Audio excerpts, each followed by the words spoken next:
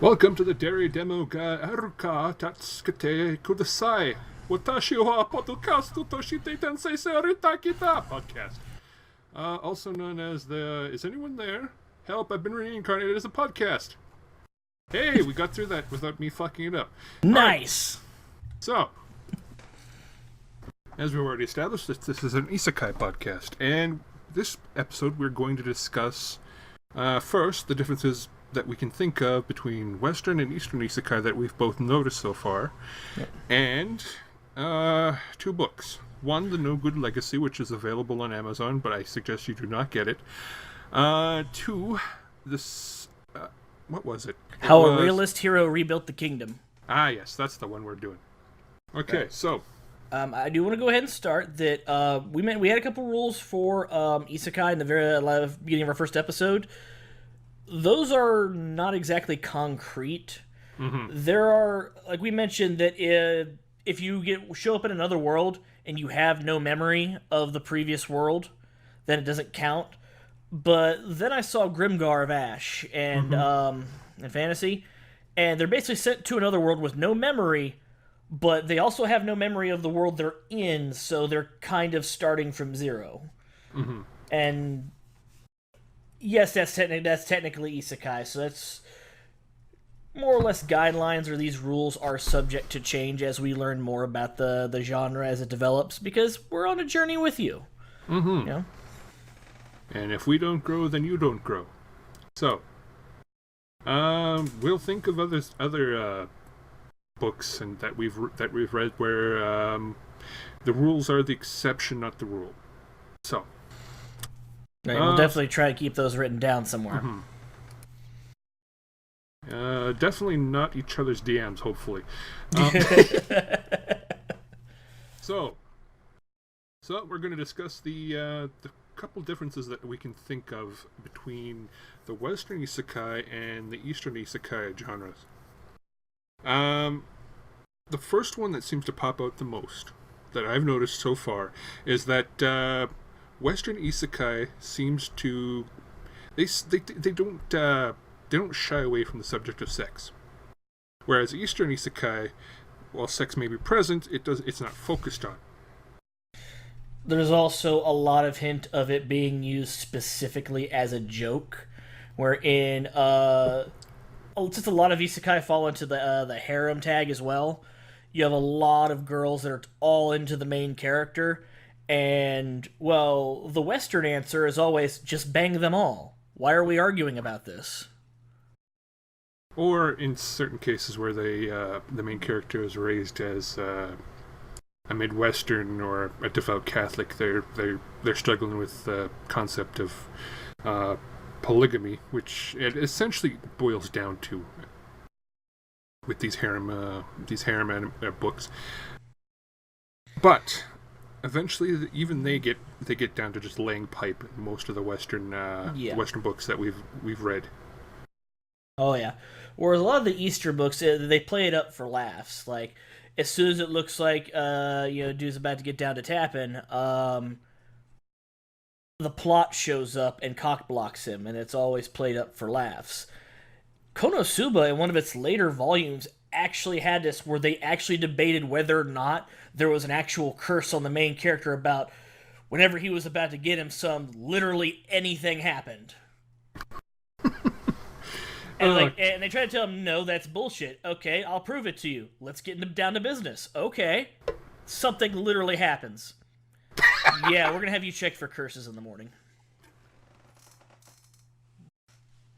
Sorry for a little bit of Konosuba spoiler there, but it's so far in the future you have no idea who I'm talking about. Mm-hmm. But does it eventually get dealt with? Because that would... No! No, it doesn't. At this stage of the series, and I'm completely caught up to the release all the way in Japan, no, as of yet it has not been dealt with. And he's actually asked one of the goddesses, did you do something to me that makes it so I can't get any? And the goddess did not say no. She just very nervously hoped for literally anything else to happen to get the fuck out of this conversation. Well. So, the second big difference is that we noticed is that Um, in a lot of Eastern isekai, most of the people die in order to get to this new world. Mostly. While in Western isekai, very rarely is that the case where you'll die and get sent to another world. However, there's some good exceptions. River World. River World, that was one of the ones that we mentioned before. And that was an odd one. Everyone speaks Esperanto.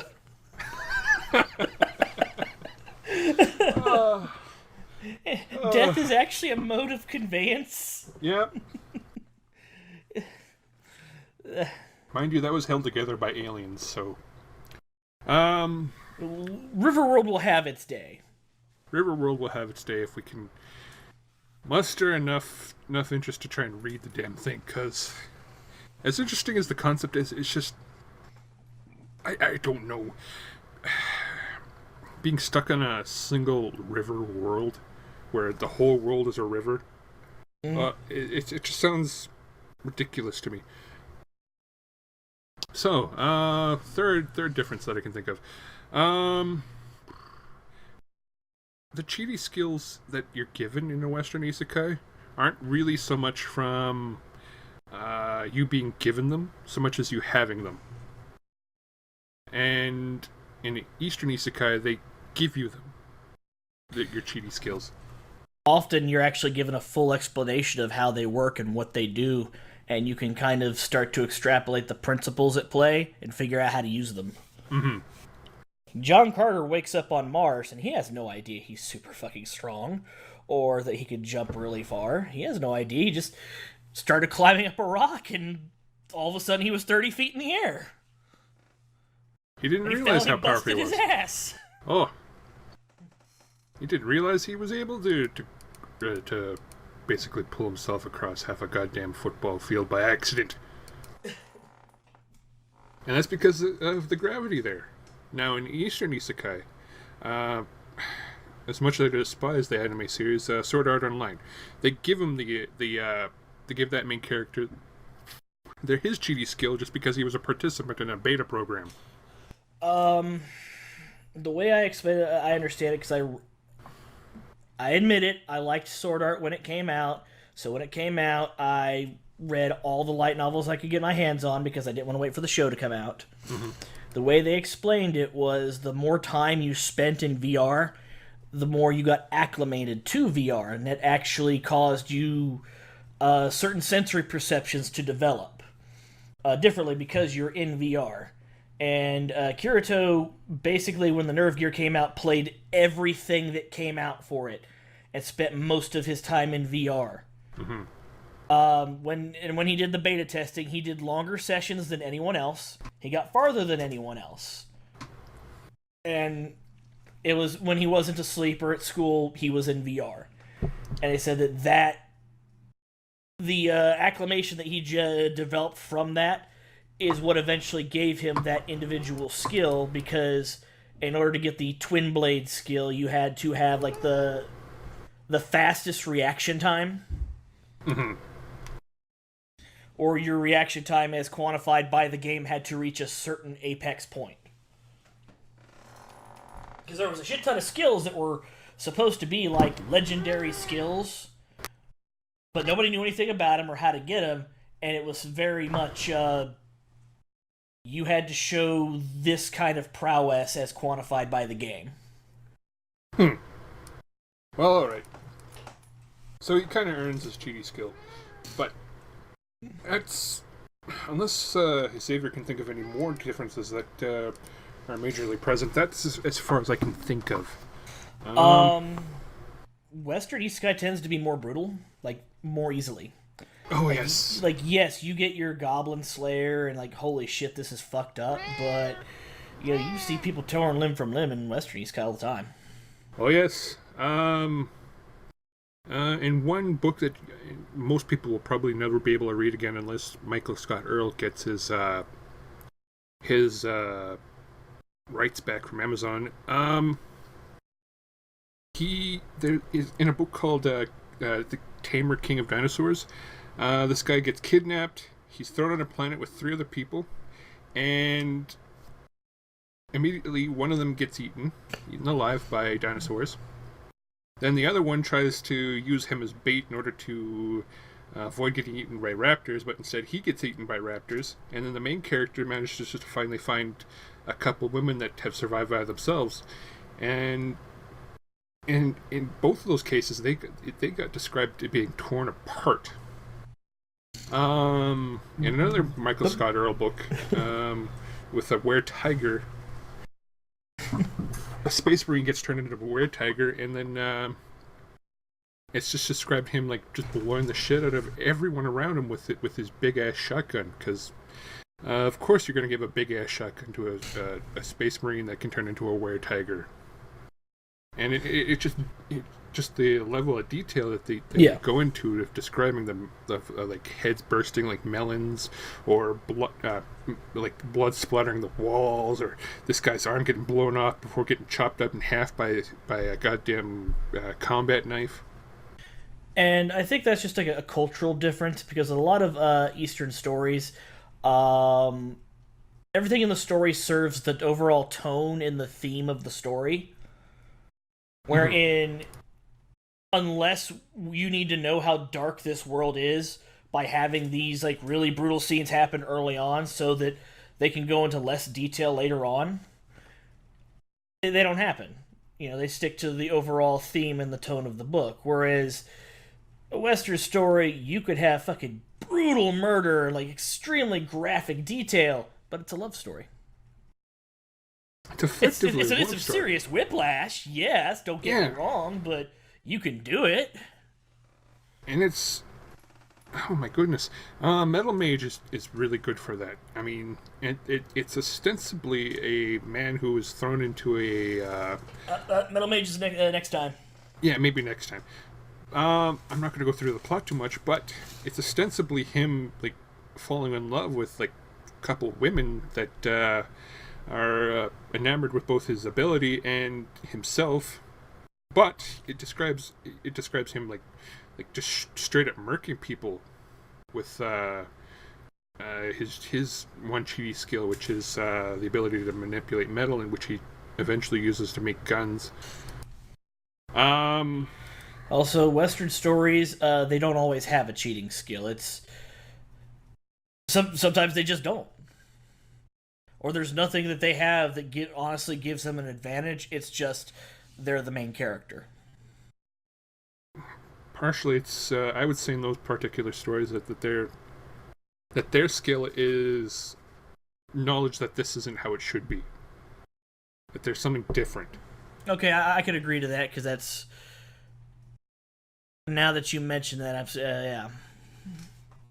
Because there's a couple of stories that I can think of, but I can't name them right now, where they wake up, they're like, okay, what's with this society? This society's fucked. Maybe I could try and change it somehow. Like a kinetic Yankee in King Arthur's court. Kinetic Yankee gets sent back to King Arthur's court, immediately tries to put 1900s morality down on King Arthur's court, and it doesn't really work, but he tried. I think he also tried to do the gunpowder thing. Right.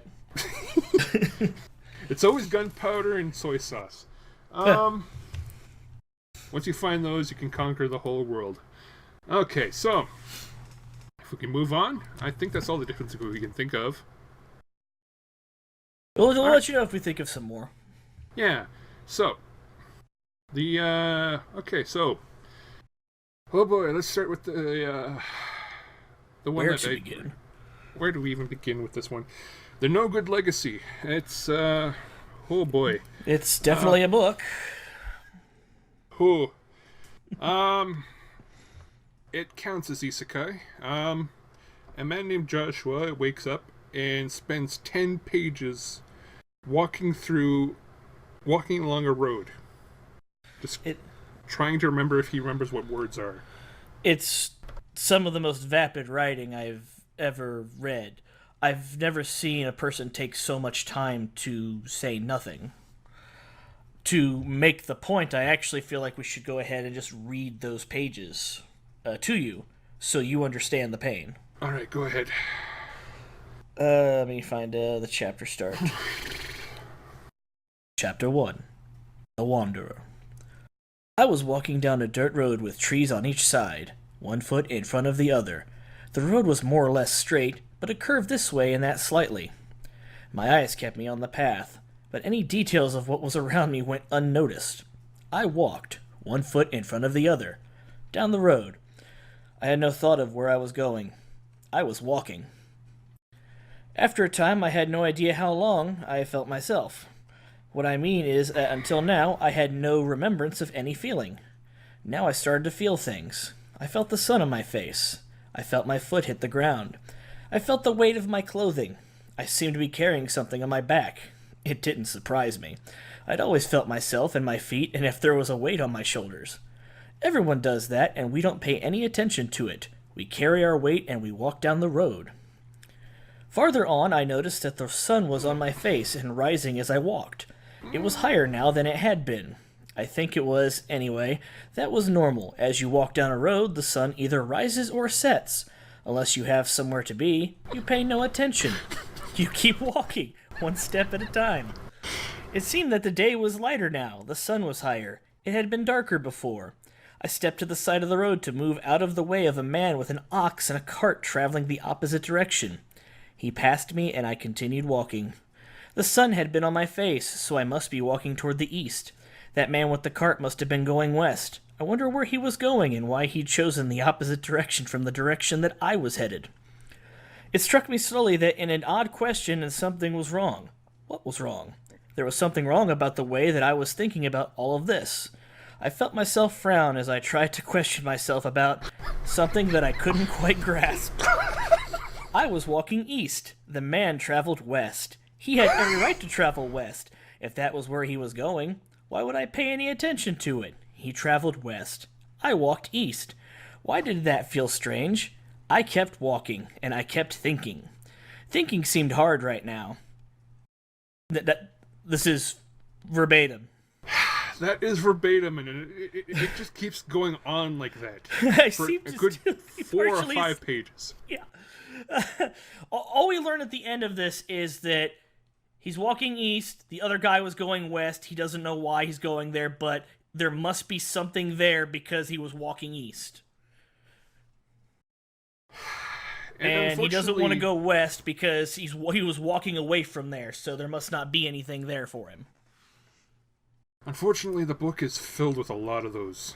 The only thing worse than that is when the characters, or several characters in fact, they start talking. Now, talking in a book is not a problem. It's when they talk without interruption. And in this book, I swear to God, I think this woman was getting paid by the letter. Because she puts so many fucking people talking. She repeats herself like 4 or 5 times. As you just saw with Xavier right there reading that bit of the book. She repeats herself 4 or 5 times. Before, finally, she'll get to a point where the characters want to talk to each other, and the main character, Joshua, is trying to use his modern sensibilities on this weirdly very rustic society. So eventually, after about 10 pages of him walking, he reaches the village, and he sees there's a stall set up where women are being bid on, like as an auction. He figures that it might be slavery. No, there's this weird society set up where you can bid money on a woman, so that way she can maybe be your wife, and then it turns very Gorian from here. Yeah, there's more women than men. We learn that eventually. Mm-hmm. And as a result, any woman you buy, you do not have to sleep with. You do not have to bed. Actually, bedding them is kind of an ordeal. You actually have to file paperwork for that and take them as your bedfellow. Mm-hmm. Otherwise, they're just labor. But if a man dies, the woman is then puts herself back up for auction on the block. Slightly used, but still good. Fucking slightly used. Ah. God. So anyway, he's wondering why this auction's happening, and he goes up to the merchant, and the merchant says, "Oh well, you bid on these women. They're not slaves. It's just you just bid on them, and they're effectively your property until you get tired of them, or you bed them, and then you have to give them paperwork, and you have to marry them, and you have to put a fucking collar. Yes, you have to put a fucking collar on your woman. It's either I think it was either a bracelet, an actual collar, or an earring. One of those three things. One of those three things before you, after you bed a woman, and then she's effectively your wife for that. And that's a lifetime thing. There's no divorce. It is death do you part. Mm-hmm. And as we later find out, it is very, very. It's a very long ass time. So, this merchant sees Joshua. Joshua's looks like a fucking weirdo. He talks like a fucking weirdo because the accents have drifted a lot in what you find out is about 800 years. And he takes pity on him and says, hey, you want to buy this Nogud over here? She'll do anything but fuck you. Just take care of her. Yeah, the Nogud aren't fit to fuck.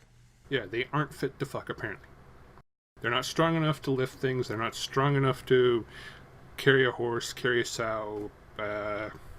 They're not good for much, but would you like to take care of her? We want to make sure they find a good home. It's like taking care of effectively they treat them like dogs. These Nogud. And so he's like, okay, whatever. I don't have any money. But I could borrow her for a little bit and see if this will work out. And then he gives her to him. I should say. If it don't work out, just bring her back tomorrow morning. So he takes her to an inn. She helps him set up, and he takes her robe off, and he finds out that she's a supermodel, essentially. Yeah, she has those thick childbearing hips. She's got huge rack, freaking gorgeous to look at. And then hourglass figure. Oh my goodness, she's described as one of the most beautiful women he's ever seen. Yeah.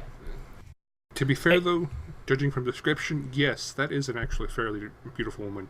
That is like a California 10 in our time. Yeah.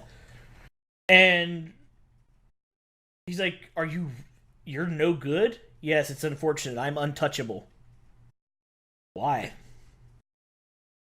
There's something wrong with you? Because I'm ugly and misshapen. I can't lift shit. I can't carry horses. I can't. Also, I can't please a man in bed. What do you mean? And this is the real kicker. The reason why it's determined that they're untouchable, why they are no good, is ultimately because they cannot please a man in bed, which they said they can't please a man because they're super horny and literally the smallest things set them off and make them quick to orgasm. Mm-hmm. So he, for crying out loud, he's obviously realizes that this woman is both a genetic abomination, just sends her back. No, actually that doesn't happen. He goes back, she helps him find out how much money he actually has. And thanks to the 800 years, everything he has on him is worth thousands. Even Absolutely. His clothes are worth money because he's wearing denim blue jeans and a white t-shirt. He's got like plastic bottles, so they don't know what plastic bottles are. Mm-hmm. And he's got just a wad of cash. It was printed in 2015. And basically the cent has so hyperinflated that, technically speaking, $1 would have bought one of those quote-unquote good women. But those dollars are each worth like $10. Mm-hmm. So, on him he has something like 37 American or was it 370? It was 370. And then, because of the fact that they were in paper money, that makes them curiosities, which makes them worth even more money. So he goes to an antique salesman and sells that guy one of his $100 bills. And he gets something like 10,000 pennies from it. And they measure everything in pennies. Everything in pennies. For instance, getting a new contract from a woman, that's about 100 pennies. That's 100 pennies. New dress, that was 20 pennies. Food to maintain a household of 4 people is 3.5 pennies a day. Mm-hmm. In the arms of an angel. Anyway. You too can support a harem of 5. Only 3.5 cents a day. For 3.5 cents a day.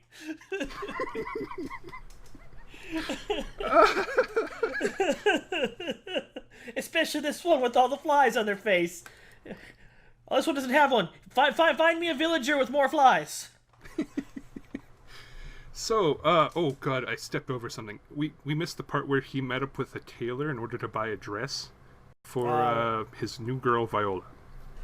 They have no names until a man buys them. Even if they had a name before, the man that owns them gives them their names. And he has decided that, nah, this woman's mine now.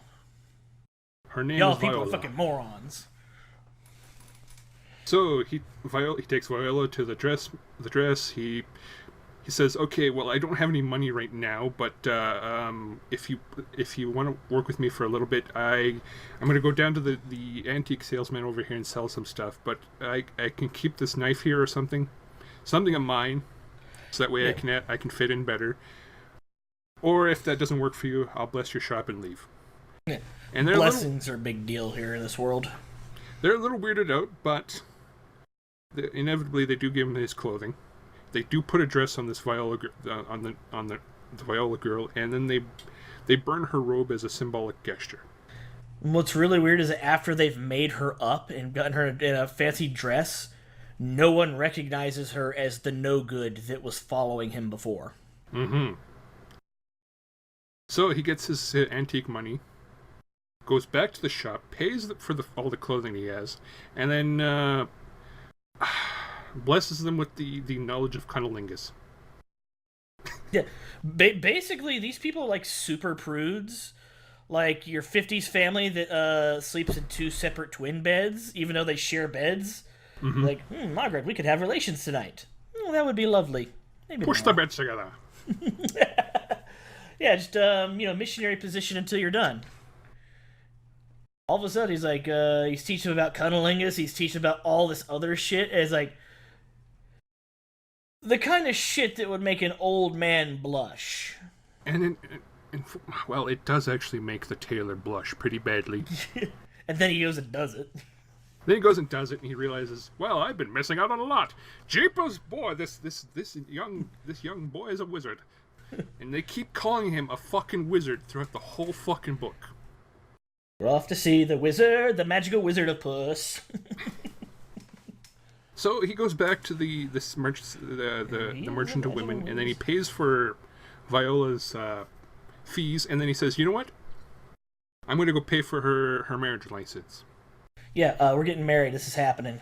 I just saw this wonderful young woman. I don't know where she came from, but we're going to get married. I came in here. I have no idea what these local cultural concepts are about, but I'm totally on board with it. Like an hour later. Literally an hour later. Literally an hour later, he's totally fine with essentially being a very, very gentle Gorian master. I don't know if that really Chronicles of Gore counts as a isekai, but I don't think we should really do that one. We'll get fucking kicked off of everything. I'm intrigued. Well, you'll have to tell me about it later. Yeah. Anyway. So, whenever I ever say very Gorian, that's what I mean is the Chronicles of Gore. So anyway, after he gets married, he lays pipe on Viola, and he discovers that holy shit, she was right. She will come if you go like that. That's all she needs. So he just lays pipe. Yeah. She just keeps coming like over and over and over again until he finally comes once and it's done. And then he teaches the tailor how to do stuff. And the tailor finally says, "You know what? You're a wizard. You're staying here." Yeah. And he gives them their guest house. Yeah. I will adopt you as my son-in-law, and your wife is my daughter. And you are a wizard, and we shall. Oh God.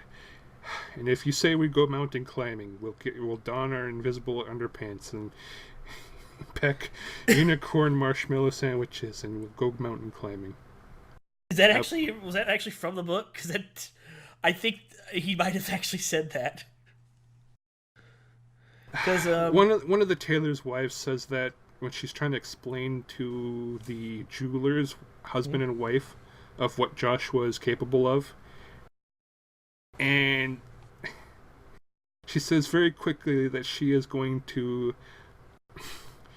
learned very quickly that if a wizard comes to your house and says that he will lay blessings upon your shop, and if he offers something, that you will take his blessing and you will give him whatever you need.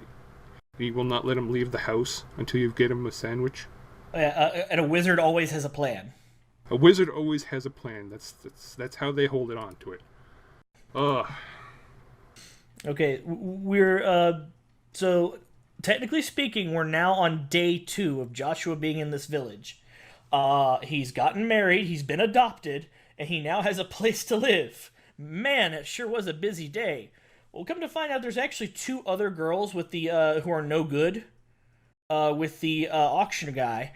And Viola says, "Hey, would you do me a favor? You've made me so happy, given me a life I never dreamed of. There's 2 other girls there that are look just as good as me, if what you say is true," because she doesn't believe him, because self-confidence issues. Would you make them as happy as me? Sure, why not? I'd spend like 5 pennies on a real hot supermodel woman wife that I could own as a fucking Gorian wife. Holy shit! So the auctioneer sends him back more than no good, thinking that, oh well, they found a new home. They'll be happy. Yeah, bless you for taking care of these little sisters. Which that's how they refer. All the women who are good refer to the no good as little sisters, and pray that they someday reach happiness. Mm-hmm. So, while he's flipping the poor tailor's life upside down by teaching him the concepts of being happy that your woman comes when she's fucking you, bending your wife over the breakfast table and just giving her a good old-fashioned go at it. 3, sometimes maybe involving your other wives. Because this is very, very Quaker. They ended up very, very Quaker back outside of the whole very light slavery thing, slave harem thing that they've got going so far. Very, very prude otherwise.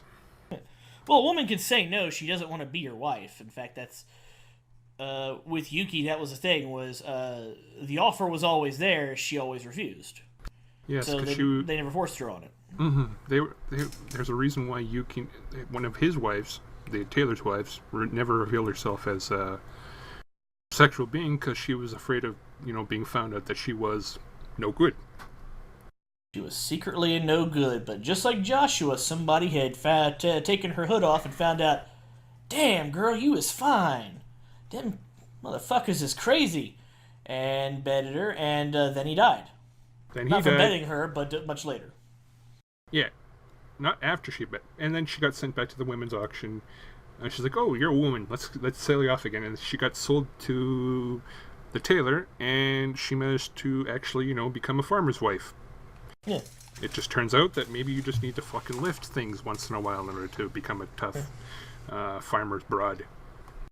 So the 2 girls he buys, one is like a dark-skinned girl that's like shorter than him, and the other is, I think, was a redhead that was taller than him. What did they name him? It was It was Raven. Raven and Lark. Raven and Lark. His two little birds. Mm-hmm. And he takes them on a journey into the woods, to a river, to have uncomfortable sex. Yeah. If you haven't picked up on this, this is what I imagine a trashy sex novel for men would look like if written by a woman, because it is. Mm-hmm. But Marilyn Foxworthy. she didn't speak to men about what they want or what they find sexy, because some of the sex that is had in this book is like, it's interesting and kinky and exciting in theory on paper. Mm-hmm. Having personally done one or two of these things, it's like, man, that fucking sucks. That's not fun at all. Like, he's picking this girl up in this water and, doing that whole stand and carry. Mm-hmm. And it's like, yeah, for like a minute. After that, you're either begging her to get down or trying to put her down before you drop her. Mm-hmm. Or you're like, you need to get down. I can't move. You're too heavy. I need you to get down, but I can't let go. Please get down. Which points out that there might be something going on in the background, because not even the strongest man I can think of, whether he be in porn or otherwise, can maintain many of these theoretical sex positions for long. So, he devises a ritual in which he drowns them for like 30 seconds and then lets them out of the water. It's a baptismal. As a sexual baptism, and then they're a new woman. And then they apparently actually felt themselves like dying briefly before their souls went off into their old souls went off in the ocean, and then they are cleansed. They are now no longer no good.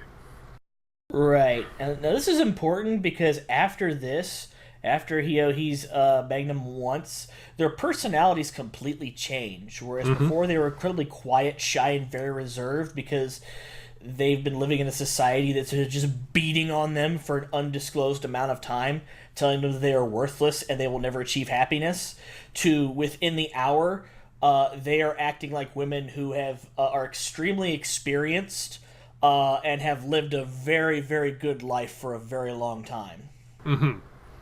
And they again, they keep doing the whole you're a wizard, Joshua, and they keep fucking doing this over and over again.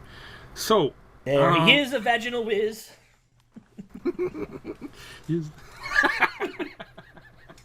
So, eventually, the glacier slow plot moves forward, and there's a thief in town, and he stops him using fucking instinctual I think it was jujitsu. He pulled a fucking sleeper hold on him. He got him into one of those wrist control arm locks, wherein he's got wrist control. If he twists the right way, he breaks the wrist. Mm-hmm. So the guy can't get away. Then he puts him into a sleeper hold. Like, oh my god, he's dead. Well, nobody will blame you, Joshua. He's not dead. He's just passed out. He's gonna wake up with a fucking headache. He's a wizard! He killed him without killing him! And they check him, and he's like, oh no, he's not actually dead. Yeah. And then they check him, and he finds out he's actually a really big thief, and so they kick him out of town, and he swears that he's going to come back and try to murder Joshua. Actually, he doesn't actually swear that. They just tell him that most likely that's what's going to happen, and then that happens. So, meanwhile, Joshua's still flipping the poor Taylor's mind with Taylor and his wife's minds with like concepts of like doggy style, all sorts of basically weird sexual positions that they never really thought. Doing it in the tub, yes. And this is where it's like all of a sudden these women that he's known for, this is still his second day in the village. Mm-hmm. This is still day 2. He's always talking about, sometimes you want to, bang girls outside, have a picnic and just, roll around in the tall grass for a little bit. Joshua, you're a wizard. Let's go do that right now. And then they get a fucking picnic out and they go out in the fucking... You make sandwiches. We're gonna, go lay some pipe. Okay. And then that happens. They're so comfortable with him at this point, and it's only day 2.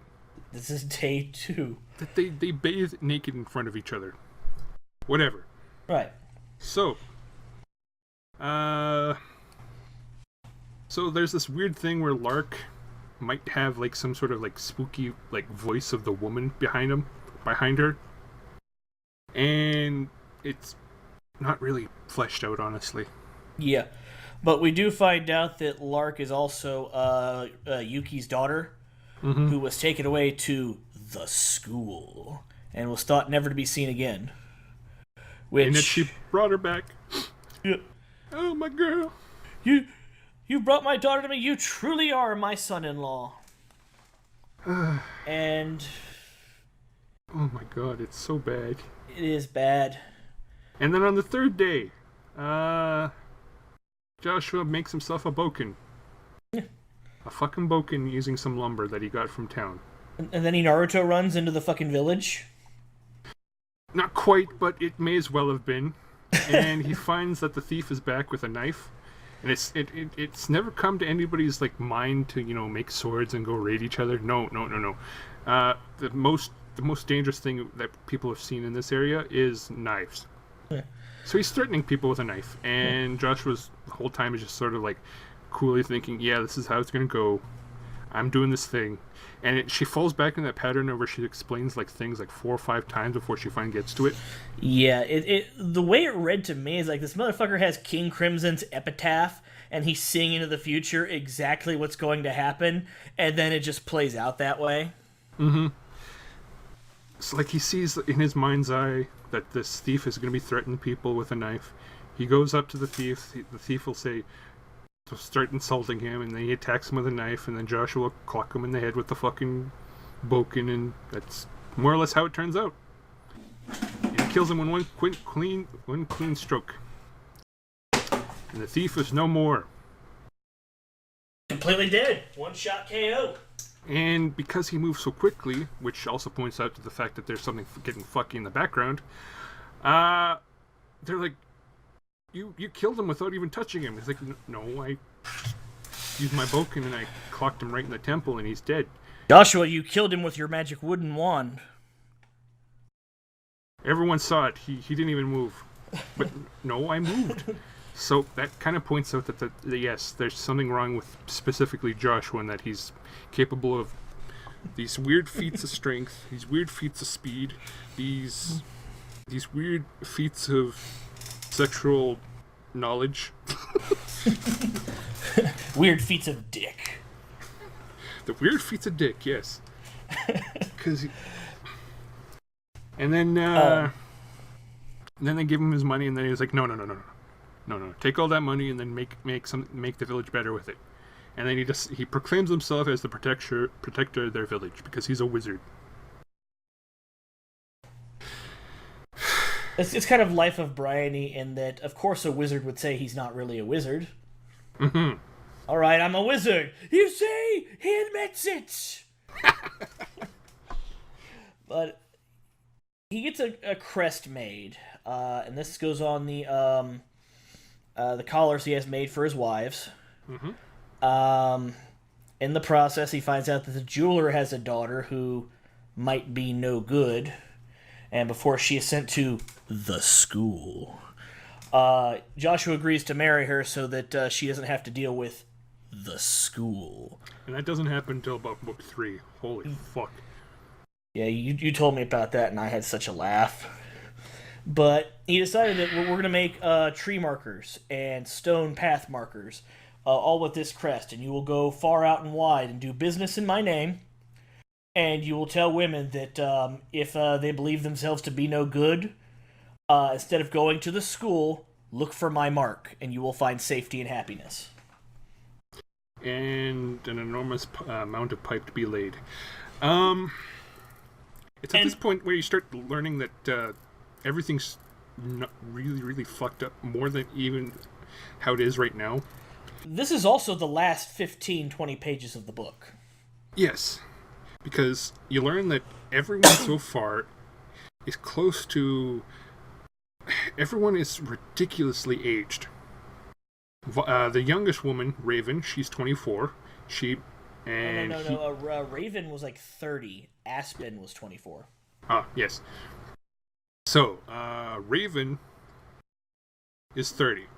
and he thought she was 18. Lark was like 45. Viola was like 60 or 70. And all the Taylor and his wives were like 80, 90, 110. The Taylor himself was like 100, or no, or it was the Taylor or Yuki were like 140. Taylor. Yeah. Yuki was only 100. Only. So you start realizing that something's really, really gone wrong. And in the other following books, they start explaining. She finally managed to start explaining what went down. Oh god, you guys are for a real treat. Okay, so this is. I'm not fucking joking. This is how it actually happened. Some 20 years before 2015, Joshua's grandfather is a noted. He's the closest thing they have to a wizard, but his specific, like, wheelhouse, I should say, was bioengineering and physics. He designs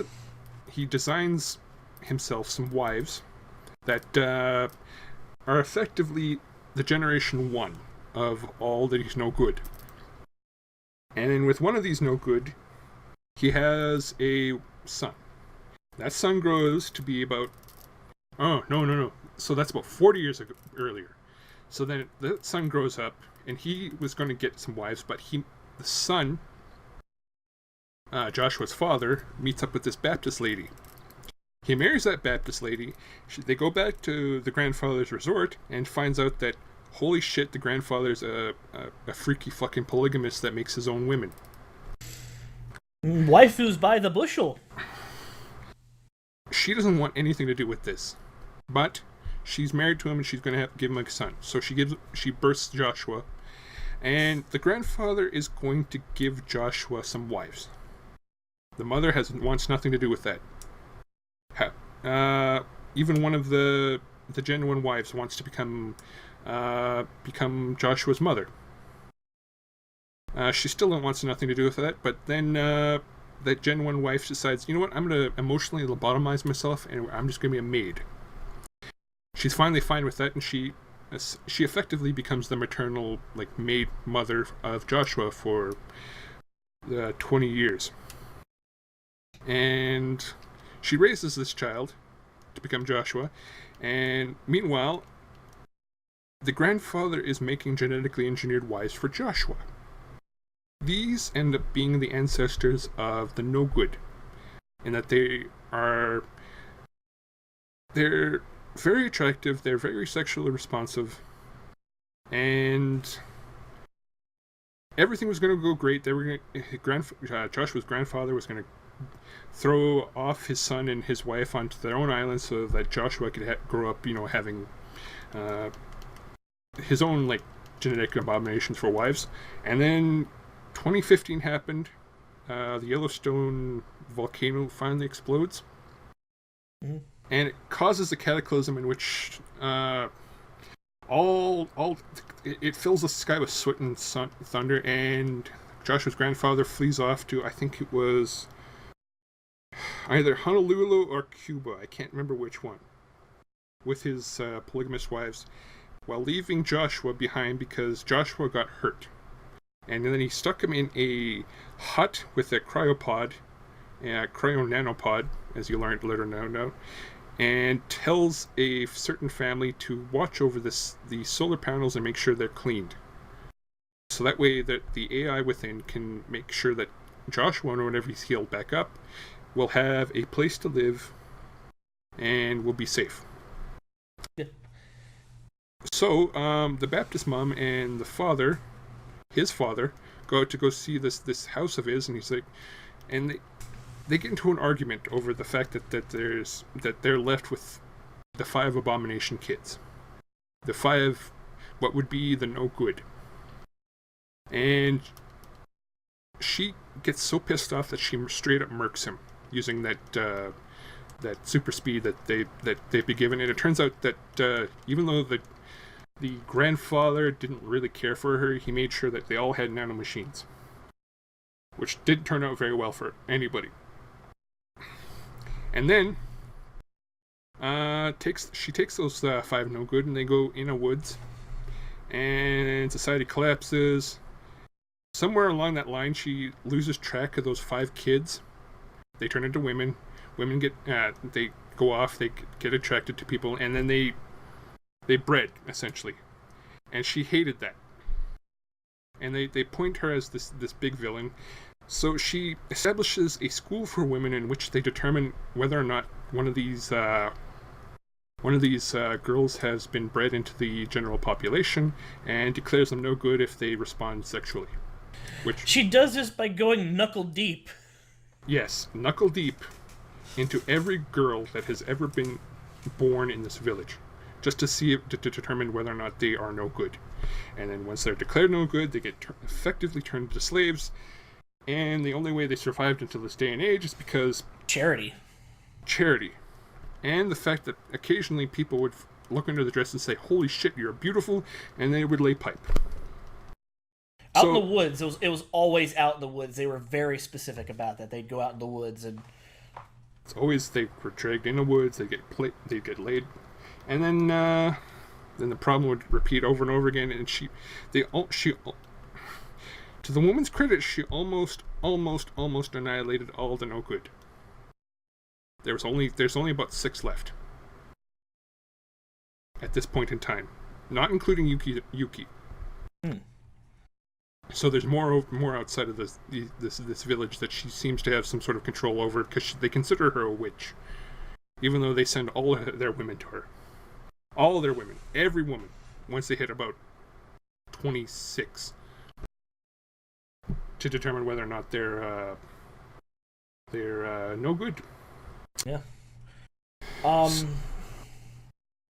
So that's where Joshua came from, because that family that was paid to watch over that solar panel, the last descendant said, "You know what? Fuck this. I'm tired of this," and let the solar panel get dirty, and it knocked out the power to the little hut that he was in, and it woke him up. The AI woke him up, because the AI was given a order to never wake up Joshua unless there was an emergency, or 2, wake him up if the grandfather returns.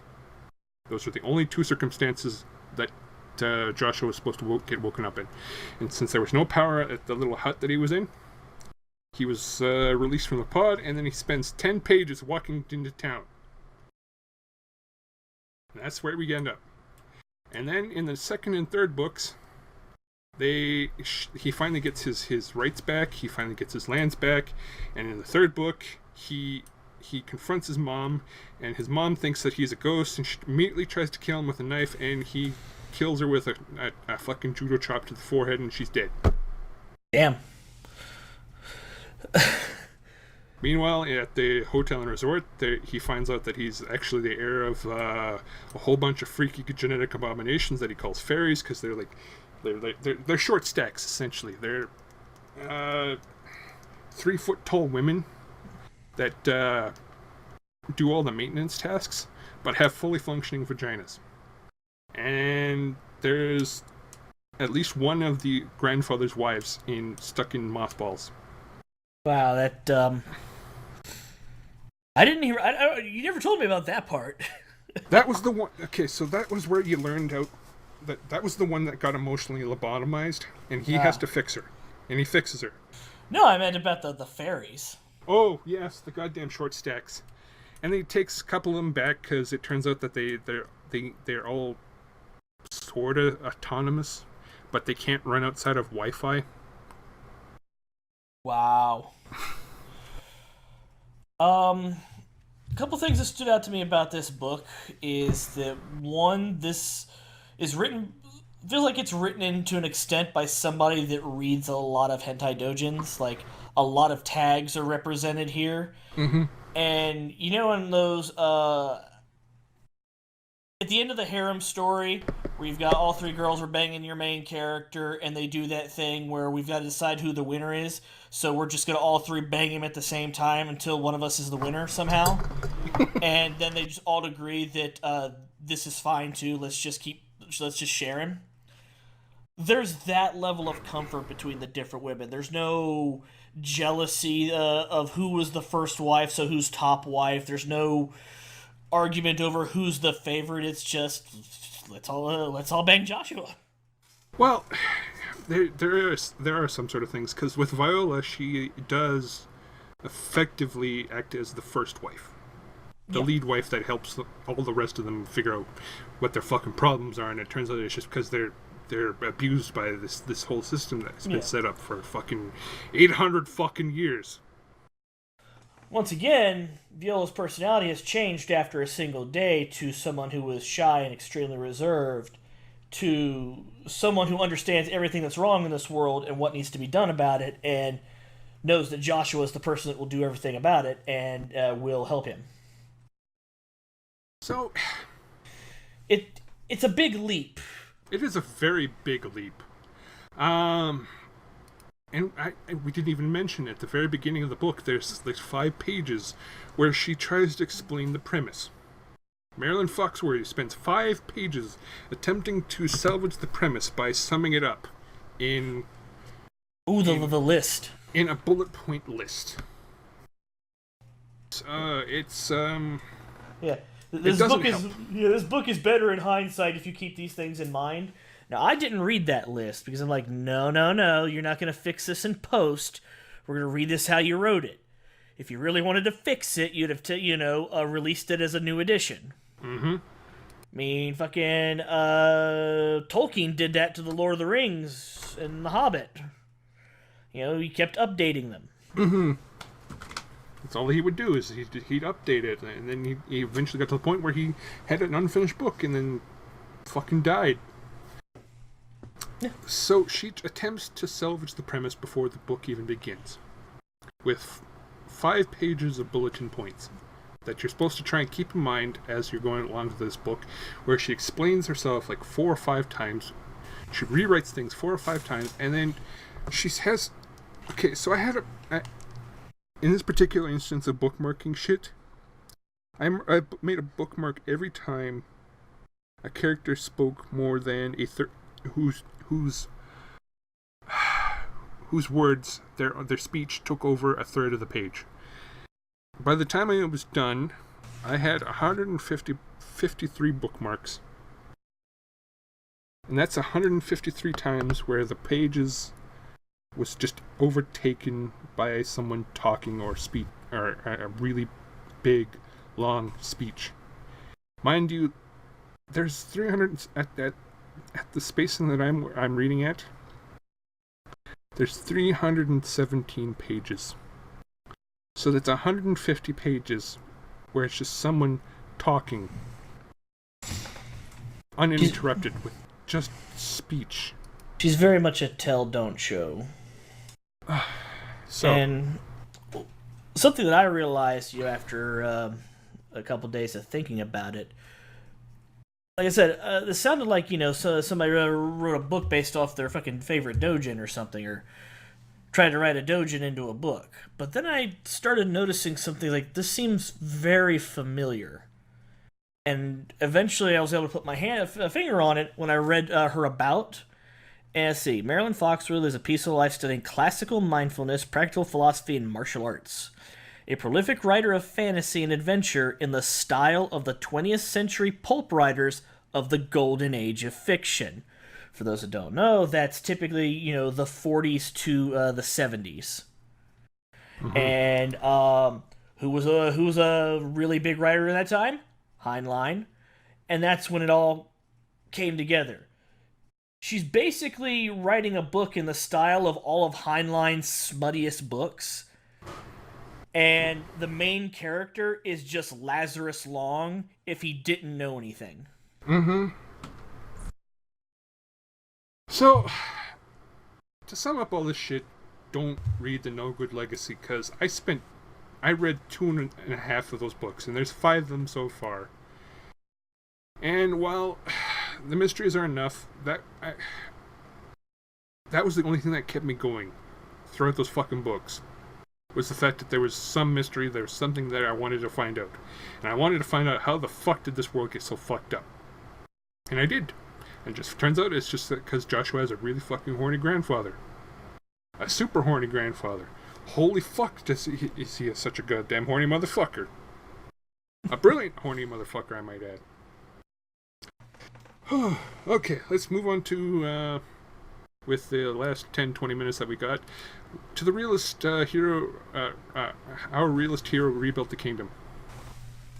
And that was actually, I wholeheartedly recommend that stuff. Absolutely. Okay. After Just reading pause. that first volume, I purchased like the next 3 volumes. Mm-hmm. And there's about 8 right now, I want to say. 9. The ninth there's- one just came out. There's 9 out right now. Now, this whole story revolves around a Japanese bureaucrat who gets hero summoned.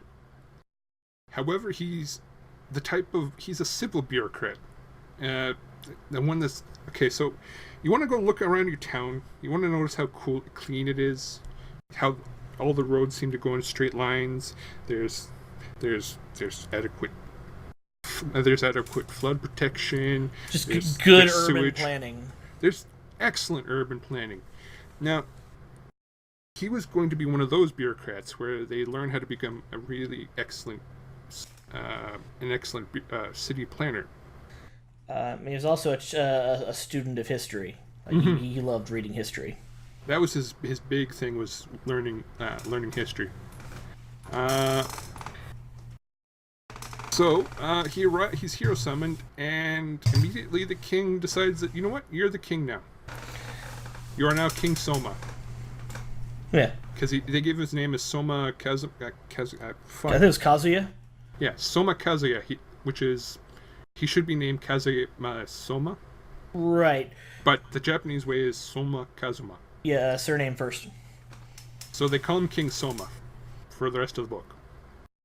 And, he's also betrothed to the king's daughter. much to her surprise, and literally everyone else's surprise.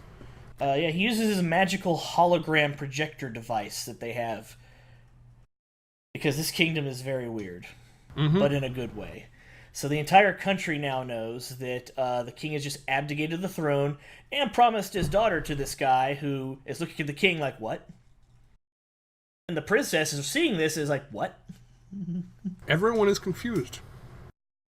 But he goes along with it. And he rocks the shit out of it. The princess shows up on horseback because she's actually at the military. She's a member of the military. And she studied under one of their big generals. And she rides in on horseback with her sword drawn, ready to save her father, who she thinks has been kidnapped and forced to abdicate the throne by an usurper. She storms in and finds everything's fine. In fact, her parents are sitting there being like really lovey-dovey in their old rooms, feeding each other snacks. Because they don't have to worry anymore. Yeah. And then she goes into the next room, like, you fiend! And he's sitting there doing paperwork. Oh, hey, how's it going? What?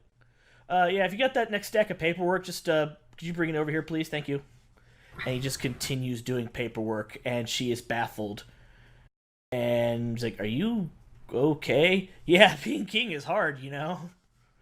All this paperwork, all these things to go over. Can you believe that all these motherfuckers were embezzling money? And that's why the country is going bankrupt? They almost got away with it. Not no more. And so, she is baffled. She is absolutely baffled. So he starts gathering people around him. Specifically, he finds a neat to be his prime minister, a really fat guy to look for food. Who else for money?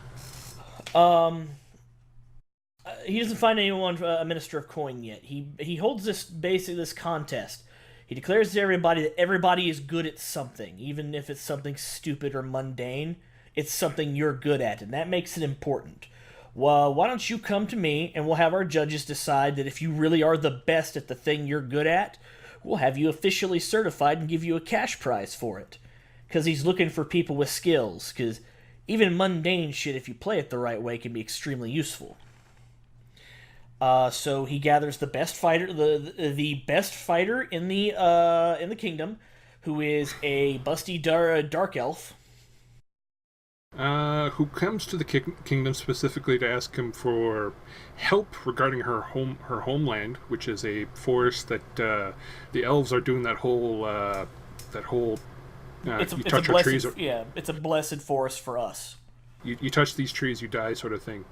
And there's like fucking like disasters happening. The country is starving. They're in the middle of a huge food crisis. They were about to go bankrupt. The only reason he was summoned was because, yes, there's a demon lord that's invading the northern part of the continent, and the major world power, basically the USA of this world, has basically said, we're holding them off, but in exchange, all the countries that aren't fighting but are benefiting from our protection, we just ask that you pay war subsidies to help keep shit running. Or if you had the other option, you can summon a hero, and that's where this little kingdom comes up. Yeah. They didn't have any money. They were starved.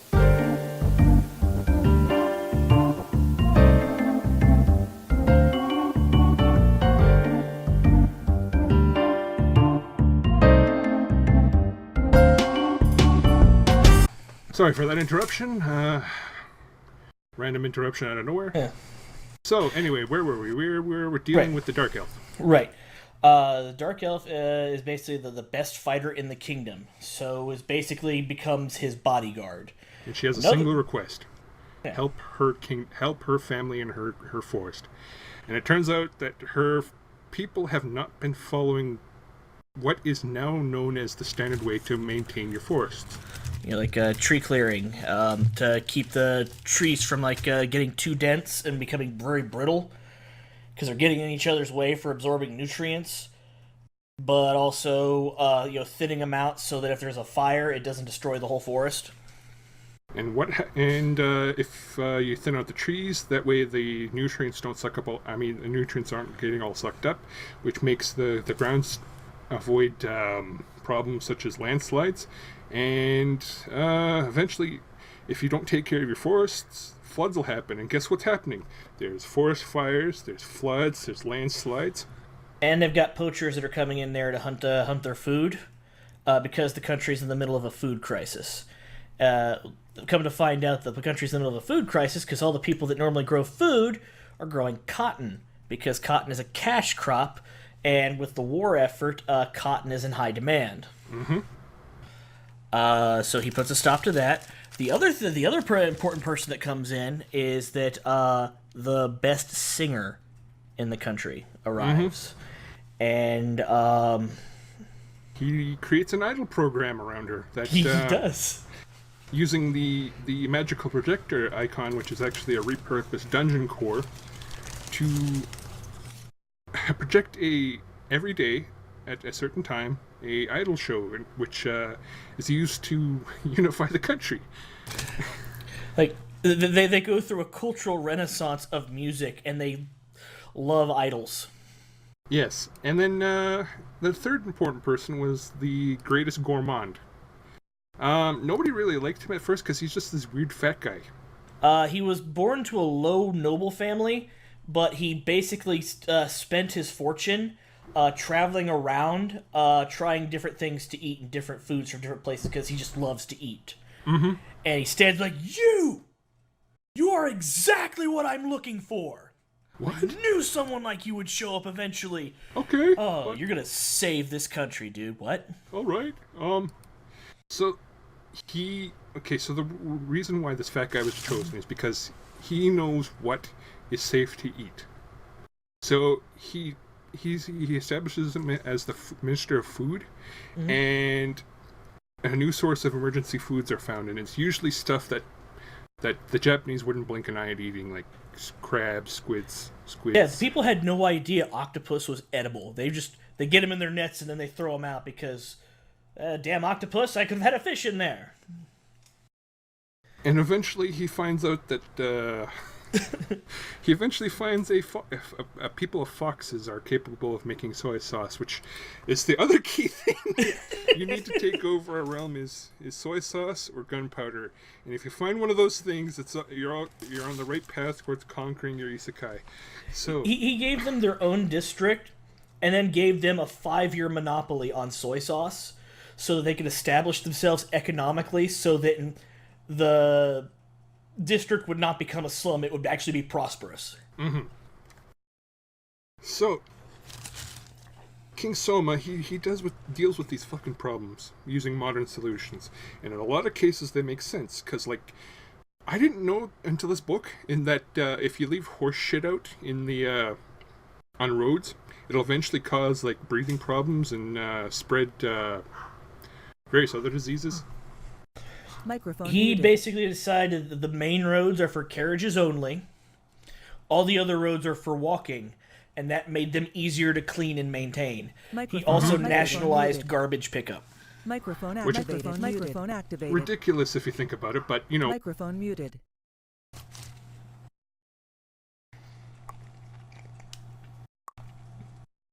Microphone activated.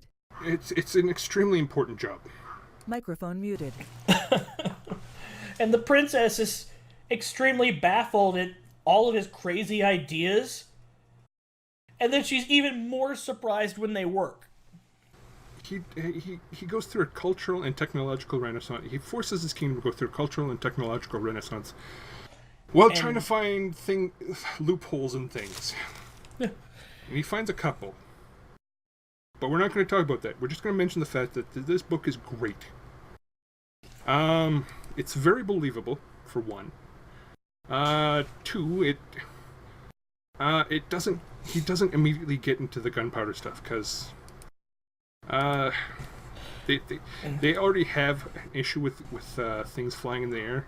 Yeah, their magic system is such that gunpowder would be a waste of time. Mm-hmm. In that they actually show that you can cast magic on an object that's thrown, and based on that magic, the destructive power that's unleashed upon impact is equivalent to the mass of the object. Mm-hmm. Therefore, if you cast this magic on a spear, it will make a larger explosion than if you used a bullet. Or a cannon shell. Right. But that said, he still does the whole gunpowder guns thing.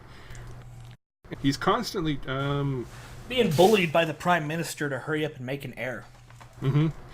And he's inadvertently surrounded by several very attractive women. Because it seems like that's just how it is in this whole universe, that there's a lot of attractive people. And most of them, and actually all of them, are okay with being in a harem relationship.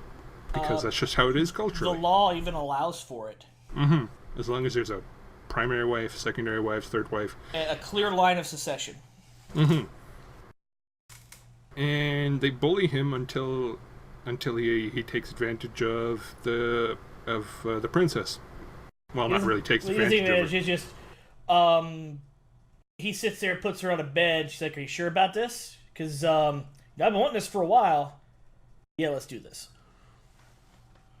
So they clearly want him to lay pipe, but he bullies himself into that whole Japanese mindset of work first, everything else later. Yeah, I'd love to lay some pipe. Problem is, I got all this work to do, and it never goes away. And he never assigns anybody else to do it for him, because his ringer power is the ability to control puppets. So what's the first fucking thing he does is he makes 100 fucking puppets that are just hands with quills on them, and he signs shit all fucking day with them. He doesn't have a hand of the king. He doesn't have somebody to handle these affairs, because anybody else would fuck him up. Mm-hmm. So he doesn't have anybody quite on that level to trust yet. Right. And it's really, really funny. But you can kind of relate to him. Mm-hmm. It's like, yeah, I mean, you got a lot to do. All of a sudden, there's the rumblings of a civil war bubbling up in his country, because even though the country is benefiting from immediately benefiting from the policies he's put in place, the food crisis is arguably over, thanks to all of the new foods he discovered, and he did a variety show to show what foods are edible and how best to prepare them. And there are dukes, nobles, dukedoms. Yeah. And they really hate his guts, because one, he found that a good portion of them are corrupt, and two, he's constantly stymieing their attempts to do the whole nobility thing, where they gather up in blocks and then they immediately try to work for or against the king, and he just completely fucking stymied them. The other thing is the ones that are actually decent and honorable, think that he may have just usurped power. Mm-hmm. And that he's holding the king and queen hostage, and that's why the princess is going along with it. So that's that plot line is dealt with in the next couple of books, and holy shit, does he fucking deal with it. And like, the things that happen, is like, even if you've taken from like a very pragmatic perspective, you don't see some of this stuff coming, and it is great. Okay, so if you want to like further like prepare for his the way he thinks, get a copy of The Prince and read that before you read this. And Machiavelli. Yes, The Prince by Machiavelli, because that's how he runs his country. And he runs it almost to the fucking letter. And he sits there and says, you could do some bloody shit as a ruler once. Once. And people will be okay with it as long as it shows a benefit to the country. Just make sure you only have to do it once. Because you do it any more than that, and then you're a dictator. Then you're a tyrant. But thankfully he doesn't become a tyrant. But he still kicks himself in the dick over the thought that he might be. And that's the sign of that he is a good king. He's also afraid he doesn't like the weight of the decisions that he makes. Like, he understands these are the correct decisions, but when there was a natural disaster and he showed up to help and administer aid, his puppets were actually there to help find survivors. The fact was he kept finding dead bodies. He found a lot of survivors, but he found a lot of dead bodies. And it weighed on him that if he had done something different, maybe he could have saved more. He really feels every life lost under his order, under his rule. But because of Machiavelli, he kind of understands that concept of the difference between lives spent and lives wasted. If that makes sense. Yeah, thankfully he manages to keep himself from falling too deeply into that mental hole of, oh god, I could have done something better than this. Because the rest of his women understand that he's king, and they essentially hold him together. Which is it's actually a comfy kind of fucking book if you think about it. Yeah. In that sense, in that he's got the support system all around him. He's just kind of leery of using it because he feels that if he uses it too much, that he'll what's the word? Become dependent? Yeah, he'll become dependent on it. So yeah, it's a really good book, and it's a really good series, and there's, 9 of them on there? There's 9 right now. I think in Japan there's 11, and it's still ongoing. Oh, goodness. It's going to be so good. Anyway, I think we can wrap it up pretty soon here now. I think, what are you going to do next week? I think I'll be starting up on the Skeleton Knight in Another World, I think it was. And I'm reading Metal Mage. And they work. Oh yeah, I should reread Metal Mage, and then we're gonna try a little something different next week. We're gonna tell each other stuff about books that only one of us has read as the first part, and then we're gonna move into the review of these 2 books. And we're going to see how that format pans out and see if, we like that. If you like that, definitely tell us if you like that. So anyway, this was the Deri Demoga Aruka Taskate Kulasai Watashi wa Podcast Toshite Tensei Sari Takita podcast. Yep. This is your host, Michael and Xavier. See you next time. See you next time.